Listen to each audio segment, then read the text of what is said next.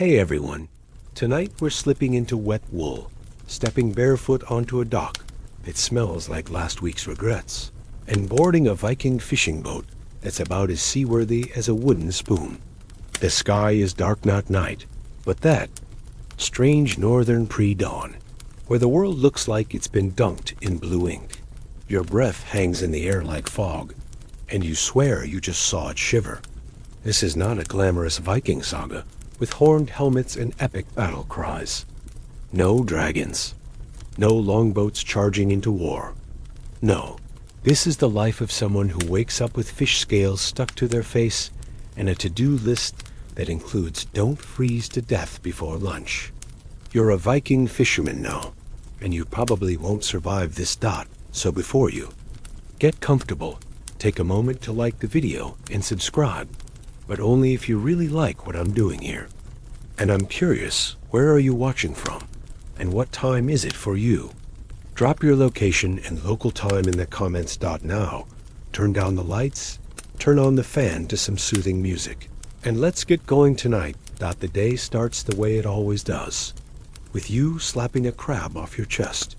You roll over in your thatch-roofed hut, really more of a fancy wooden box, and stare up at rafters that creak louder than a Norseman's knees. The floor is cold, your blanket's damp, and outside someone's already yelling about stolen oars. Your first thought isn't good morning. It's please don't let it be herring again. But it will be. It always is. You pull on layers of scratchy wool, each one soaked through with yesterday's ocean and a hint of regret. Your boots are stiff from salt. Your belt is missing again, probably borrowed by that cousin who thinks he's a poet. And then your fishing knife is wedged under the dog. Not your dog, just the dog. He wanders hut to hut like a furry ghost with no loyalties, smelling like wet leather and old fish. Outside, the village stirs in that quiet, half-awake way that says everyone's exhausted and pretending not to be. Boats rock in the gray water, tied to pegs driven deep into the sand. You pass the fish-drying rack's massive wooden frames that loom like skeletal trees, draped with thousands of cod, stiff as boards, hanging by their mouths. The wind has already started chewing on your ears, and somewhere far off, gulls are, arguing in their usual high-pitched rage. You nod at your neighbors, who all look exactly like you, tired, damp, and mildly offended to be awake. One of them, old Gudbrand, spits into the sea and mutters something about wave ghosts. You don't ask. Last time you did, he gave you a 20-minute monologue about the hunger spirits that live in empty nets. Instead, you just grunt and head toward your boat, a creaky thing named Seabitter, which sounds fierce, but mostly just leaks. You shove off from the shore, your hands already numb, and paddle out into the fjord where the real work begins. The air is sharp enough to slice bread. You scan the water for signs of fish ripples, darting shadows, a helpful seal maybe. The sea's surface looks calm, but calm can be deceiving. Historians still debate whether Viking fishermen believed in sea spirits or just used them as an excuse for bad luck. Either way, you always mutter a small apology to the waves before you cast your net, just in case. The first throw is sloppy. Your fingers fumble with the wet flax, and your net splashes into the water like a sack of regrets. You reel it back and empty, except for a boot, someone's boot. You hope it wasn't attached to someone recently. The second cast goes better, though you immediately regret saying that out loud, because now the sea is going to punish you for your hubris. And sure enough, a rogue wave smacks you across the face with all the grace of a drunk walrus. You taste salt. And maybe eel dot out here. There's no silence, just the constant hum of wind, creak of wood, slosh of water, and the occasional insult from your fellow fishermen drifting over the waves. They're already arguing about net rights, territory lines, and who caught what first. You don't join in. You're too busy watching the sky, which is turning a strange purple color, a bad omen, if you believe in that sort of thing. You remember your grandmother used to say, "Purple skies mean the sea's watching." You didn't understand. Yet then, you don't now. But you still look down into the water and wonder if something's looking back. Then, finally, the net tugs. Hard. Something down there wants to come up or pull you down. And just like that, the day really begins. The net jerks again, harder. This time, enough to jolt your shoulder like you've been slapped by Thor himself. You grit your teeth and lean back, bracing your foot against the slippery edge of the boat, which creaks in protest like it knows what's coming and wants no part of it. Inch by inch, hand over hand, you haul in the wet, squirming mess of net and sea creatures. It's heavy. Not the satisfying kind of heavy, like a net full of cod. No, this is the might have dragged up something cursed kind. As the tangled mass breaks the surface, the smell hits you first briny, earthy, with a hint of something ... wrong. You've caught more than fish.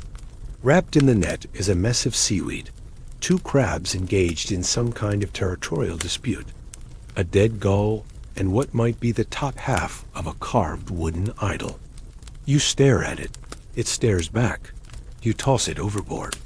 No haunted driftwood today, thank you. The fish are decent 6 cod, a slippery mackerel, and something no one will eat unless the winter gets really bad. You sort them quickly, your fingers moving with the muscle memory of someone who's done this since they could walk. And you had, in fact. Your first memory is not of your mother's face, but of her muttering about gutting techniques while elbow deep in fish guts. You reach into the bait bucket to reload. It's full of writhing worms and bits of fermented herring so pungent you're fairly certain it has its own consciousness. You grab a handful, trying not to think about how one of them is attempting to crawl up your sleeve. The baiting process is fast and grimy. You smear the smelly mess onto woven net weights, fingers already sticky and cold, and toss the whole thing back into the deep like a passive-aggressive gift to the ocean. There's no such thing as clean hands out here. Every surface is coated in brine, slime, or despair. Meanwhile, breakfast waits in your coat pocket. A crust of barley bread, so dense it could deflect an arrow, and a leather pouch of boiled bark tea. The Vikings called it tea, but honestly, it's more like drinking a warm puddle filtered through a log. You sip it anyway. It tastes like bitter wood and desperation, but it's warm, and warmth out here is worth more than silver. As you eat, you scan the horizon, looking for gulls diving, or seals bobbing like hairy buoy signs of fish schools. You spot another boat, a few dozen meters off your cousin's probably, judging by the aggressive swearing. He's shouting something about someone stealing his eel trap. Again, you wave politely. He throws a fish at you. Family. The day stretches. On, long and wet and repetitive. Cast, wait, haul, gut. Repeat. You start talking to yourself, then to the fish, then to your net. It's not madness. It's tradition. Old-timers say, if you whisper to the cod, they'll come willingly. You doubt that, but whispering feels better than the silence. Plus, it keeps the gulls guessing. You remember the story of Snorri the Red, a Viking who allegedly sang to his fishing lines and caught a sea serpent by accident. The tale says it wrapped itself around his boat and demanded a riddle before letting him go. Historians still debate whether Snorri existed or if the whole story was invented by a drunk skald trying to impress a tavern girl. Either way, you're not singing. Not unless the fish start demanding karaoke around midday. The sun peeks through. A gap in the clouds, and for a few brief moments, the world looks almost golden. The water turns to liquid silver, and you can see straight down kelp forests waving like underwater flags. Tiny fish darting in synchronized panic and shadows. Deeper than anything should be. It's beautiful, peaceful, which is exactly why you don't trust it. Calm seas mean something's coming. They always do. You learned that the hard way, the night a squall hit without warning and flipped half the fleet. You spent the whole night clinging to a barrel and promising the gods you'd stop eating so much pickled herring if they just let you survive. They did. You didn't keep your promise. No one ever does. Your stomach growls again, and you wonder how much longer you'll stay out. The tide's shifting, the winds change direction, and your toes have gone from numb to possibly fictional. Time to pull in the final haul. You grab the net, your hands slick and raw, and begin the process again. The water slaps against the hull like an impatient drumbeat. Somewhere in the distance, a whale exhales with a great sigh, and you take it as a sign. Not a good one, not a bad one. Just a reminder that there are things out here bigger than you, older than your stories, and hungrier than your net dot. You start the paddle back with arms that feel like they've been replaced with soggy ropes. Every stroke cuts a little deeper into your shoulders, and your palms have blistered in patterns that might qualify as runes if you squint hard enough. The fjord is deceptively quiet now, too quiet. The kind of quiet that Viking fishermen like you don't trust. It's like the sea is holding its breath, waiting to decide whether it's going to let you pass or drag you under for fun. You row anyway, teeth clenched, eyes flicking across the water. Out here, superstition is less of a cultural quirk and more of a survival tactic. You spit over your shoulder twice just to be safe. Old boat magic, passed down from a guy who once swore it saved him from a kraken. Historians still debate whether Norsemen really believed in sea monsters or just used the stories to keep kids away from the docks. But then again, you've seen things with eyes too far apart and teeth too wide. Things that blinked sideways. So yeah, you spit again, just in case. The wind shifts, and with it comes a low groan, not from your boat, but from the sea itself. You freeze. It's the sound of pressure, depth, something moving far below. You've heard tales of the shallow. Graveyard, a stretch of water where wrecked longships sit like whale skeletons on the sea, broken by storms, or worse, by things that pulled them under. You're not technically in that zone, but you're close enough that your hands tighten on the oars. Every Viking coast has its version of the story. Cursed shallows where voices echo at night, where nets come back slashed, and where even the bravest men row a little faster. You hum under your breath. A simple tune, a working song your mother taught you, not for rhythm, for distraction. A splash behind you. You don't turn around immediately. You count to 5. Then you do. Nothing. Just water. Probably a seal. Definitely. A seal. Hopefully a seal. You keep rowing. Your arms feel heavier now, like the air itself is pushing back. The sky has gone a strange color again, a pale, washed-out yellow bleeding into bruised blue. You can feel the clouds thickening, pressing down like a lid. The other boats are dots in the distance now, blurred by the mist rising off the water. One by one, they vanish into the haze. You're alone. You try to pick up the pace, but the tide has turned against you. You grunt, push, grunt again, and the boat answers with its usual low moan. You're sweating under your wool, even as your fingers go stiff with cold. Then you see it floating not far from your boat. A carved piece of driftwood, blackened by sea and time, etched with strange lines.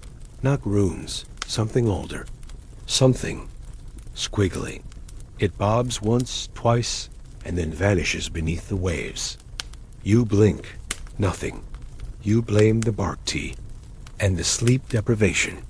And maybe that half-cooked fish you stole from your cousin's stash last night. Suddenly, the sea changes. It gets flat. Perfectly flat. A glassy sheet that reflects the sky. So cleanly, you lose track of where the horizon is. It's beautiful. It's horrifying. Vikings feared this most of all, not storms, not sea monsters, but stillness. Because when the water is perfectly still, it means it's listening, waiting. You stop rowing, not out of fear, but instinct. The boat drifts. There's no sound now. Not wind, not birds. Just breath and heartbeat. Yours. A long, low ripple breaks. The silence, something massive moving just below the surface. You don't move. You don't even blink. Your boat rocks gently. The ripple fades. And then, nothing again.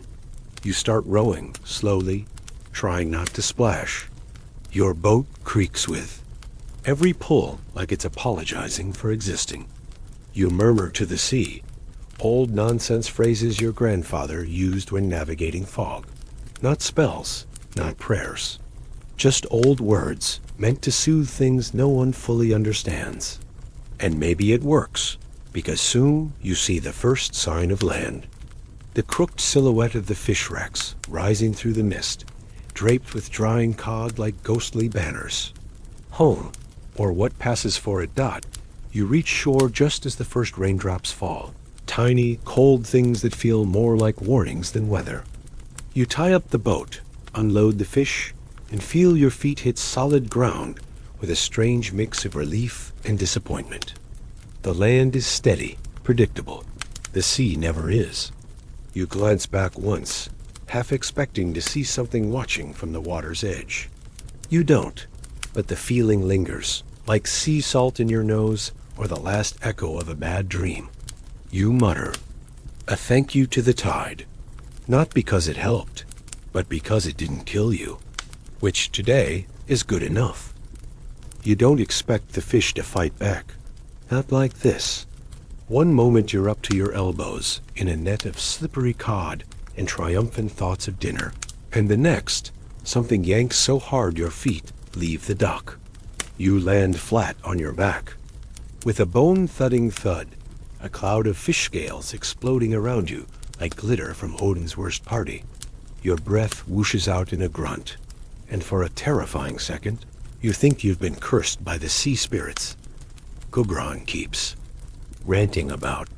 Then you hear it, the unmistakable wet slap of something enormous trying to flop its way back into the water. You scramble up, blood pounding in your ears, and stare in disbelief. It's still thrashing on the edge of the dock, this massive, fish-like creature, half cod, half nightmare, all muscle. You have no idea how it got into your net, or why it's currently trying to commit Viking manslaughter. All you know is that your only weapon is a dull gutting knife and a bucket full of old eel. You lunge. It lunges. For a few seconds, it's less of a battle and more of a messy interpretive dance involving sea slime and incoherent screaming. By the time you manage to roll it into a barrel, you've earned several new bruises and a healthy distrust of anything. With gills, everyone rushes over, of course. You're suddenly the center of attention, flanked by wide-eyed kids, envious fishermen, and your cousin who keeps insisting he once caught a shark using only a turnip and a song. They peer into the barrel like it's a holy relic. Someone mutters that it might be a deep-sea bonefish. Others think it's a foreign demon or a royal delicacy. You just want a nap, and possibly an exorcism. That's when old Ilga waddles over, sniffing the air like she's tracking prey. She peers into the barrel and lets out a wheezy laugh that turns into a cough. That's not a demon, she says. That's dinner. She grabs it by the gills, slaps it once for good measure, and declares it the best catch of the week, which means you're obligated to sell it at the market. Great dot as you limp toward the docks with your prize. You pass the usual chaos. Merchants shouting over each other like competitive seagulls, a boy chasing a goat that's wearing someone's pants, and a fishmonger arguing with a man who swears his trout insulted him. You reach your stall, slap the barrel down, and prepare for a long day of salesmanship, which in Viking culture mostly involves dramatic yelling and aggressive price haggling. The crowd gathers quickly. Word is spread. Your fish is famous now, which is a problem, because fame in a Viking village is dangerous. Fame brings questions. Questions bring attention. And attention brings taxes.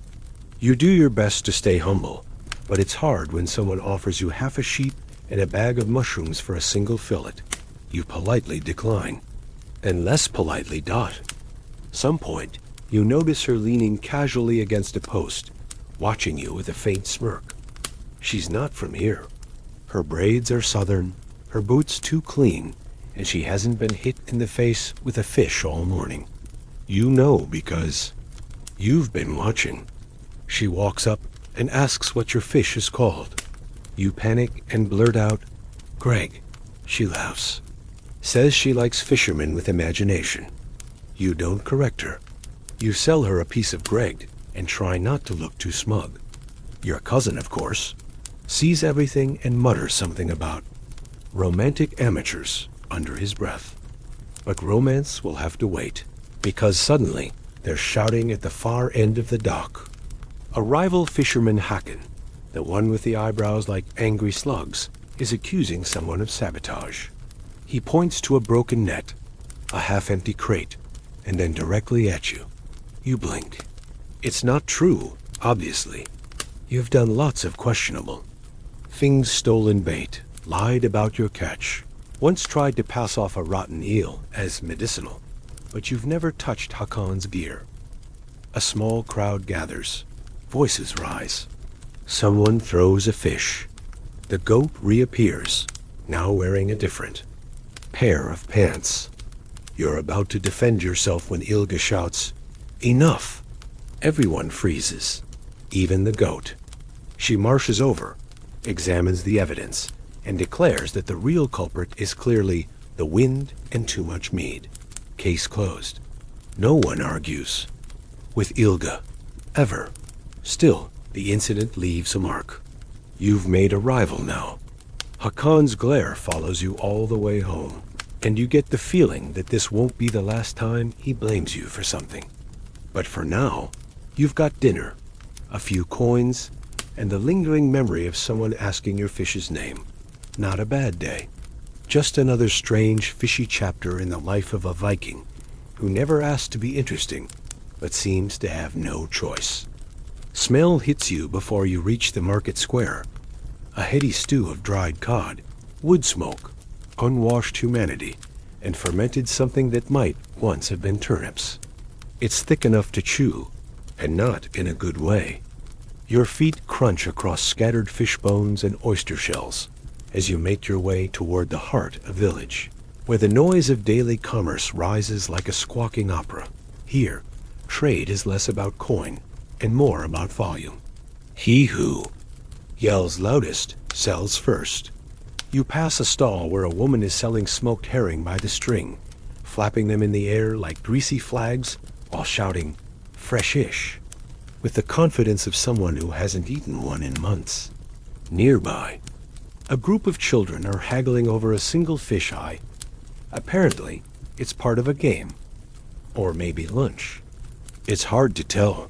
You find your spot a small, crooked table between a man selling whalebone combs and a girl with a suspiciously large basket of mystery shellfish. You display your remaining cuts of Greg on a slab of flat stone, sprinkling them with sea salt like you've seen the fancy cooks do during feast days. It doesn't help. The meat is still gray and slightly judgmental looking, but the smell draws a few customers, and soon you're exchanging slices of fish for things of vague value. A carved bead, 3 onions, and a promise of free beer that definitely won't be honored dot. It's while you're weighing a suspiciously light pouch of goat cheese that you hear it, a familiar voice, loud and nasal, rising above the din. "This fisherman here? The one with the demon fish? He cheated me out of my best net." Haken. Again, he's at it, chest puffed out like a rooster in rut, accusing you of sabotage, blasphemy, and most shockingly stealing his secret herring. Salting technique. The crowd turns to you, eager for scandal. You sigh and put down the cheese. You deny everything with the energy of someone who's done this twice already today. You're innocent, you explain. Besides, your hands have been full fighting possessed fish and fending off flirtation. You barely have time to bathe, let alone run sabotage missions. Someone laughs. That's good. Laughter is your best weapon. Now, you exaggerate a shrug and say, if I had his salting technique, I wouldn't still smell like eel. That gets more chuckles. The tension thins. Hacken glares, but backs off. You've won this round. Barely. But the market doesn't let you rest. Now there's a bard on a barrel, singing a deeply inaccurate song about a Viking who married a fish. His voice is nasal, but the lute playing's decent. You toss him a scale from Greg. He takes it as a tip, or maybe an insult. You don't care. You're too busy watching your crush from earlier, the stranger with the southern. Braids browse a pile of dried seaweed with alarming interest. She catches you staring and raises an eyebrow. You panic, pretend to inspect your own fish, and somehow stab yourself with a bone shard. Smooth dot lunch arrives not as a meal, but as a gift. An old trader passes by, slaps a parcel into your hands, and says, for the fish that fought back. It's wrapped in seal skin and smells oddly sweet. You unwrap it and find a bundle of fermented trout wrapped in moss. It's technically food. You nibble, immediately regret it, and hide the rest under your table. Meanwhile, a nearby vendor starts arguing with his wife loudly about who forgot to bury the shark head. The shark head, by the way, is still on the table, grinning at passers-by with decaying charm dot later in the day. Things slow. The shouting becomes murmurs. The sky dims. Slightly, though the sun still hangs low and stubborn, reluctant to leave. A breeze picks up, carrying the scent of sea and smoke. You lean back, letting the wind wash over your fish-stained face, and exhale. Maybe you'll get a bath tonight. Maybe not. Your cousin walks by and mutters, "Nice flirting earlier, Romeo." You throw a fishbone at him. Miss Dot as the crowd thins. The stranger walks by again. This time she stops. She picks up a small fillet, sniffs it, and smirks. "Is this one named too?" she asks. You freeze. Then, with all the confidence of a liar born, you say, "That one, Susan." She nods, drops a silver coin on the table, and walks away. You watch her go, heart pounding, wondering what just happened. Behind you, someone coughs pointedly. You snap back to reality. A customer, right, more fish, more bartering. Another day in the life. But now you're smiling a little, even as you clean fish slime from your nose with a piece of moss. Because maybe, just maybe, this day wasn't all gutting and shouting. Maybe there's more to this fisherman life than nets and storms. Maybe. There's even a little bit of luck left in your pocket somewhere between the sea salt and that weird, half-dried eel you keep forgetting to throw out Dot by the time the sun finally admits defeat and slips behind the hills. The air thickens with wood smoke and fish fat. You're sticky, tired, and smell like a seal that's been hugged too much. But you're also rich in the Viking way, not in coin, but in stories, bruises, and an inexplicable piece of goat cheese someone left in your pocket. The village is alive in that particular twilight buzz, when the day's work is done and everyone shifts from survival to celebration. You follow the scent of stew and burnt onions toward the long hall, where laughter leaks out like steam and shadows dance across. The timber-bird walls. Inside, it's warmth and chaos. Benches creak under the weight of exhausted bodies and overfed dogs. Children run between legs, narrowly avoiding disaster with each turn. At the far end, the hearth crackles with a cauldron of something you pray is edible. A man you vaguely recognize ladles out bowls with the air of a priest distributing holy. Soup. You grab one, nod thanks, and find a seat beside someone who's already halfway asleep in their bread. The stew is interesting. You think it's fish. You hope it's fish. There's a certain tang that suggests mushrooms were involved, possibly the kind that makes you talk to rocks. You take another bite anyway. It's hot, and that's enough. A jug of mead makes its way down the table, passed from hand to greasy hand. You sip. It burns like honesty. Across the room, someone starts singing a song about a bear who married a shield maiden. Everyone joins in by the second verse, mostly off-key and mostly drunk. You hum along, your head pleasantly buzzing, belly full, eyes half-lidded. Then comes the gossip. Viking mealtime gossip is a sport. A bloodless battle fought with whispers and eyebrow raises. Your neighbor leans in, reeking of fish and scandal. Did you hear? The Earl's boat mysteriously sank last week. Middle of a calm tide. You nod solemnly. That kind of thing isn't just news, it's omen. Another voice chimes in. They say someone's been cursing nets. Salted M. Backwards. A third adds, there's a ghost living in the fish racks. Swears at night. You sip your mead and try to look both skeptical and intrigued, the only safe expression in these situations. Ilga waddles past and drops a ladle onto your table like a thunderclap. Ghosts don't curse nets, she says. Drunk idiots do. She eyes you. You don't make eye contact. Someone laughs. The mead keeps flowing. A man across from you is carving a fishbone into something vaguely resembling a raven. He says it's for protection. You ask, from what? He grins, toothless. Everything. You nod. Seems reasonable. You offer a bit of your cheese to your neighbor. He sniffs it, winces, and says, that came from my goat. You can keep. You do. You were going to anyway. Then someone stands up tall, red-faced, full of fermented confidence. He raises a horn and declares, to the sea. She takes more than she gives, but at least she takes Hakon's boats first. The hall erupts with laughter. Hakon is not present. Smart Doc, as the night deepens, stories get weirder. A merchant swears he saw a seal turn into a man. A blacksmith insists his hammer sings when storms are coming. A girl claims to have dreamed of a whale that told her the future. You don't argue. You once had a dream where a haddock told you your destiny, and you're still not convinced it wasn't prophetic. The stranger with the southern braids is here too, seated across the hall, sipping her mead with quiet amusement.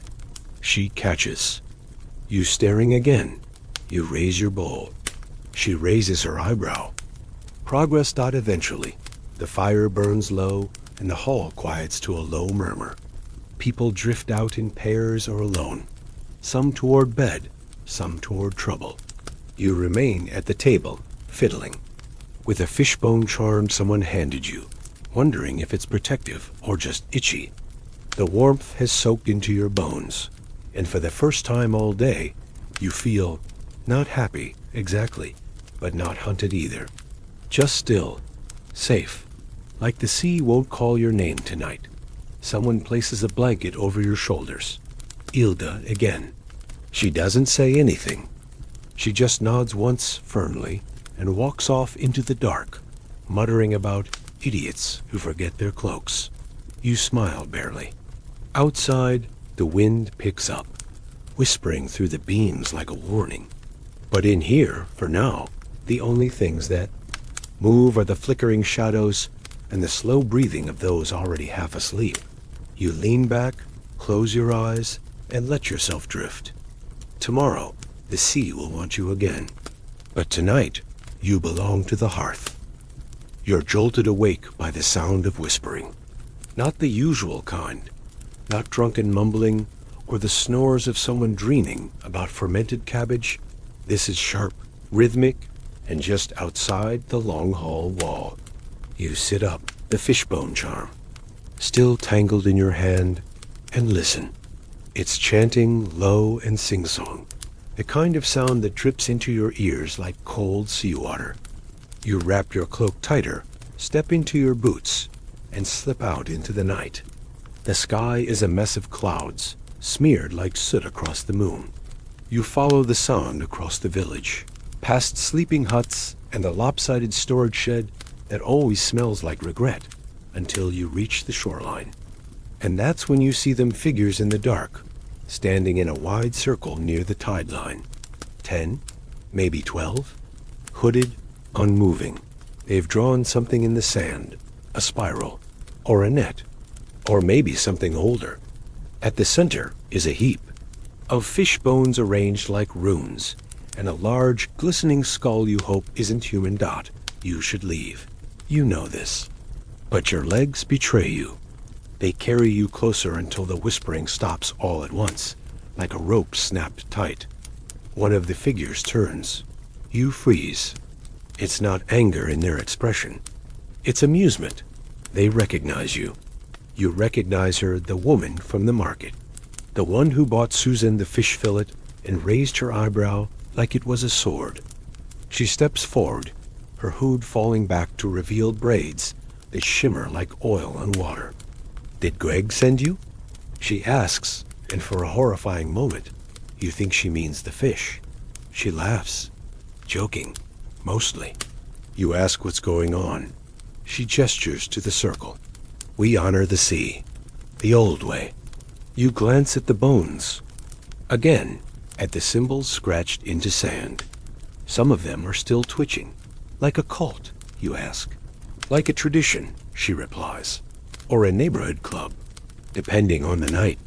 You don't want to offend a woman who might control tide magic, so you nod slowly and inch closer. They're placing offerings now: fish teeth, whale vertebrae, barnacle-covered trinkets.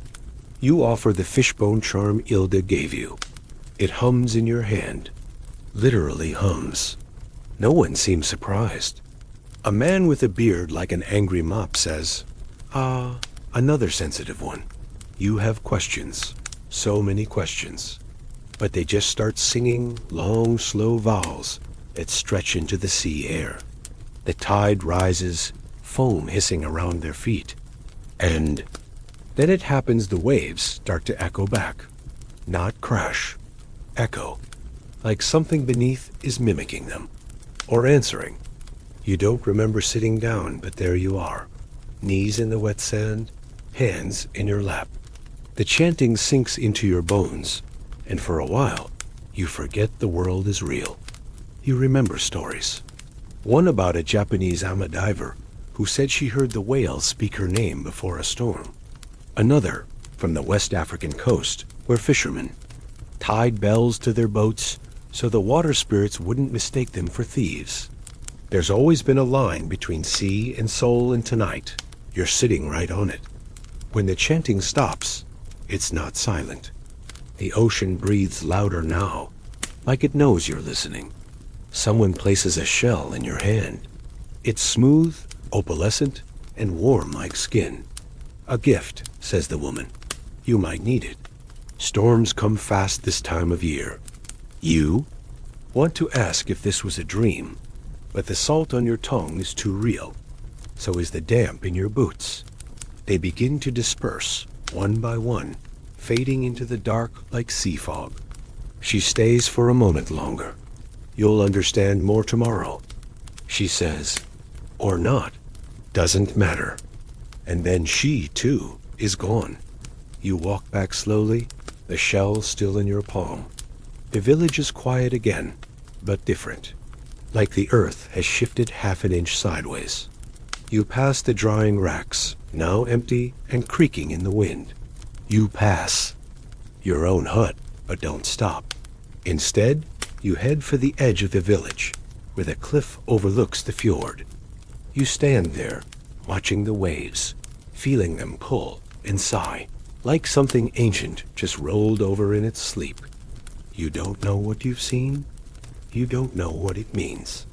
But you feel it, an invisible thread now tied between you and the sea, delicate but firm, like a net or a leash. The clouds part briefly. and the moonlight catches on the shell in your hand. It gleams like an eye. You wonder if something else is watching. The storm doesn't announce itself. It just arrives like a drunk uncle or a tax collector, loud, uninvited, and absolutely disinterested in your feelings. You wake to the sound of the wind howling like it's trying to rip the village in half. The hut shakes. The roof leaks. The dog has somehow already stolen your blanket. You shove on your boots, grab your cloak, and stumble outside into chaos. Rain stings your face like thrown gravel. Fish racks creak and moan in protest. Nets whip through the air like angry jellyfish. People are yelling, but the storm swallows their voices whole. You sprint toward the shoreline without thinking, feet splashing through ankle-deep water. The tide is higher than it should be, the boats rocking violently, some already half loose from their moorings. Yours, Seabeater, is clinging to its post like it knows it's not ready to die yet. You throw yourself into action, hands fumbling with rope, body soaked to the spine in seconds.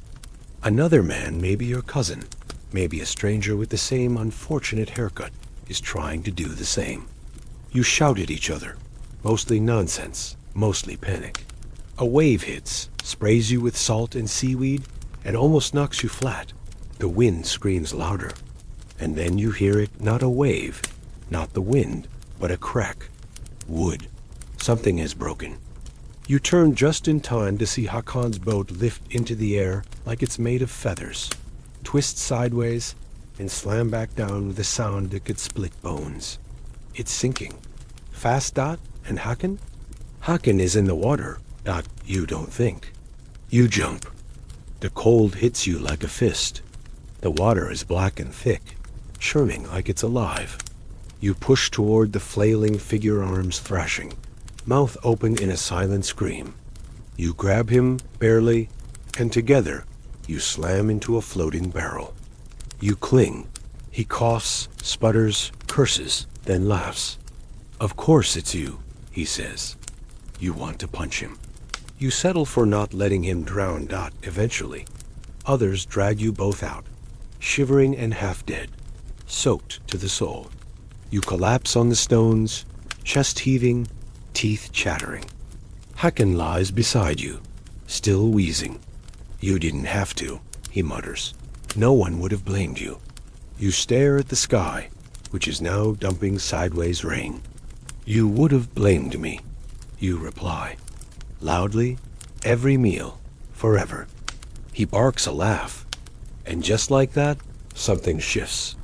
You're not friends, not yet, but maybe the next time he throws a fish at you, it'll be half-hearted, Dot, by sunrise. The storm breaks.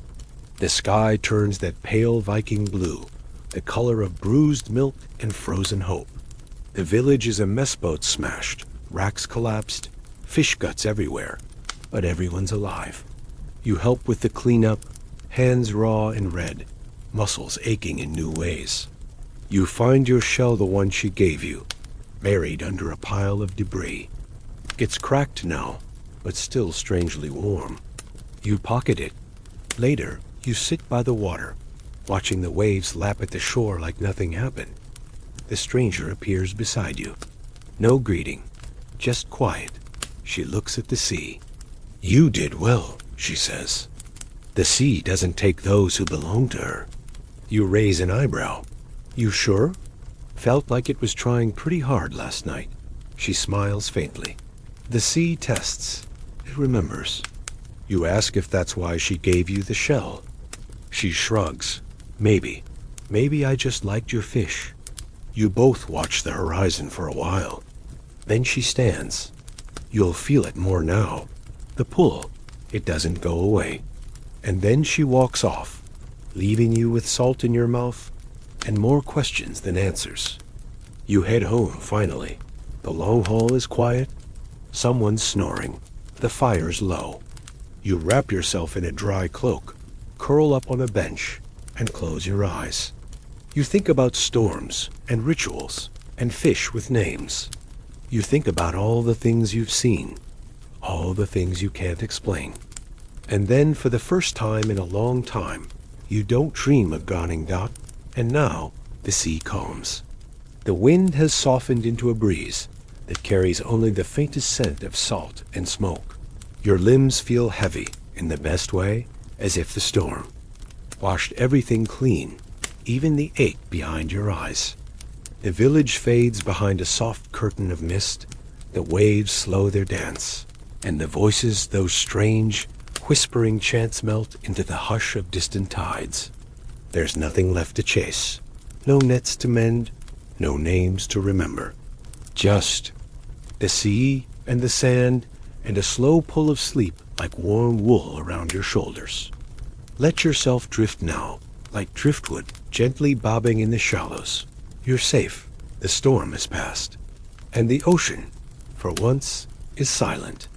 End of script. Good night.